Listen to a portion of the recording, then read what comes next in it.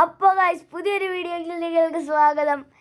ഇന്ന് നമ്മൾ പുതിയൊരു വീഡിയോയിലേക്ക് കടക്കുകയാണ്. അപ്പോൾ ഈ പക്ഷി നിങ്ങൾ നാട്ടിലും പുറത്തിലൊക്കെ ധാരാളം വരുന്ന പക്ഷിയായിരിക്കും.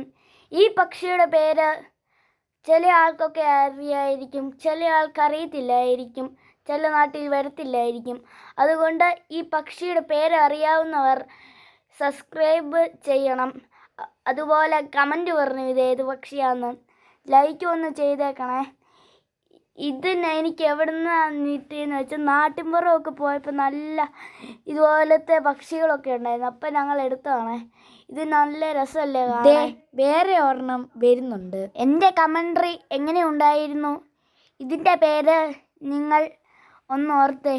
ഞാൻ പറയട്ടെ, ഇതിൻ്റെ പേരാണ് ഡോവ് അല്ലെങ്കിൽ പ്രാവ്.